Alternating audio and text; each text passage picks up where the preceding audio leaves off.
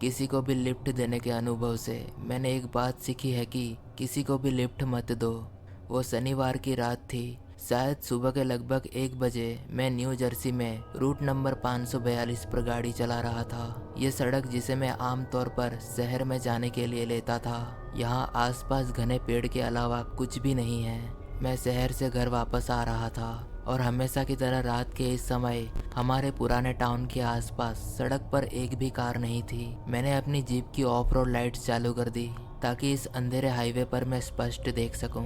तभी मैंने सड़क के पास खड़े किसी लड़के को देखा। जैसे ही मैं करीब आया, मैंने देखा कि उसने अपना हाथ ऊपर उठाया और अपना अंगूठा दिखाया और वो लिफ्ट मांगने की कोशिश कर रहा था। मेरे दिल की धड़कनें तेज हो गई। मुझे समझ नहीं आ रहा था कि मुझे रुकना चाहिए या नहीं। मैंने अपनी जीप धीमी की ताकि मैं उस लड़के को अच्छे से देख सकूं।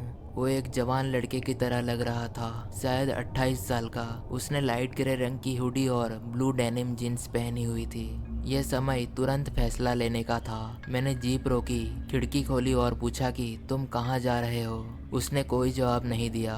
वो थोड़ा करीब आया। उसने मेरी जीप का दरवाज़ा खोला और धीरे से अंदर कदम रखा।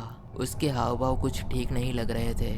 जब उसने पहली बार दरवाज़ा बंद करने की कोशिश की तो वो बंद नहीं हुआ। मैंने कहा कि दरवाज़ा बंद नहीं हुआ, उसे पूरा खोलो और ज़ोर से बंद करो। मेरा इतना कहने के बाद लगभग 3 सेकंड बाद उसने मेरी ओर देखा और फिर धीरे से अपना सिर दाहिनी ओर घुमा लिया और लास्ट में दरवाज़ा खोलने से पहले 3 या 4 सेकंड इंतज़ार किया और फिर उसे वापस बंद कर दिया। इस लड़के की हरकतें देखकर मुझे अपने फैसले पर पछतावा हो रहा था कि क्यों मैंने उसे अंदर आने दिया।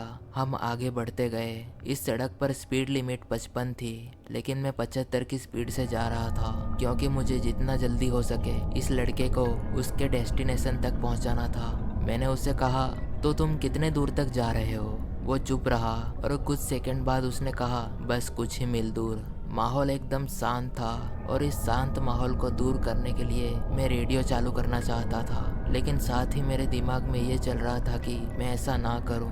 अचानक मैंने देखा कि उस लड़के ने अपना सिर मेरी ओर घुमा लिया और मेरी तरफ घूरने लगा। इस दौरान मैं अंदर ही अंदर सोच रहा था कि कैसे मैं इस लड़के को अपनी कार से बाहर निकाल सकूं।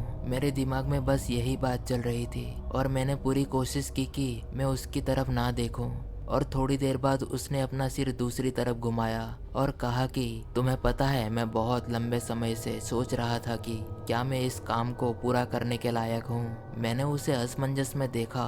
उसने अपनी जेब में हाथ डाला और कहा कि मैं पिछले कुछ हफ्तों से इस चाकू को अपने साथ ले जा रहा हूँ और सोच रहा था कि सही समय आने पर मैं इसे इस्तेमाल करूँगा। उसने अपनी जेब से एक बड़ा लाल चाकू निकाला और उसी दौरान मेरे दिल की धड़कनें बहुत तेज हो गई और मुझे ऐसा लगा कि मेरा पेट मेरे शरीर से बाहर निकल गया। मैंने उसे कहा कि चाकू को तुरंत नीचे रख दो। उसने मुझे एक शांत आवाज में कहा कि आगे वाले साइन बोर्ड के बगल में गाड़ी रोको। उसने जैसा कहा मैंने वही किया। मैंने साइन बोर्ड के बगल में गाड़ी रोकी और उसके बाद जो हुआ वो अभी भी मुझे परेशान करता है। उसने अपने हाथ चाकू से खरोचे और अजीब सी आवाज निकालने लगा। मैंने उसे तुरंत अपनी कार से बाहर निकल जाने के लिए कहा। उसने फिर मेरी ओर देखा और कहा कि गाड़ी से बाहर निकलो, मैं तुम्हें कुछ दिखाना चाहता हूँ। मैंने कहा कि नहीं। वो अपना चाकू मेरे करीब लाया। बस 1 सेकंड के लिए बाहर आ जाओ, उस साइन बोर्ड के पीछे मैं तुम्हें कुछ दिखाना चाहता हूँ। मुझे पता था कि मेरी जान खतरे में थी, इसलिए मैंने कहा हाँ ठीक है चलो। मैंने अपनी जीप का दरवाज़ा खोला और दोनों हाथ ऊपर करके गाड़ी के बाहर निकला। वो भी कार से निकला और मेरी तरफ चलने लगा। ठीक उसी समय जब वो कार के पीछे था, मैं भागा और तुरंत गाड़ी में बैठ गया और उस खतरे को वहीं सड़क पर अकेला छोड़ दिया। मैंने फिर पीछे मुड़कर नहीं देखा। मैं 10 मिनट के अंदर घर वापस आ गया, लेकिन मेरी सांसें अभी भी बहुत तेज चल रही थी। ये मेरे साथ घटी अब तक की सबसे डरावनी चीज़ थी और मैं हर किसी से यही कहना चाहता हूँ कि बेवक्त रात में अगर आपको किसी भी सड़क पर कोई भी लिफ्ट मांगने वाला दिखे तो उसे बिल्कुल भी लिफ्ट ना दें।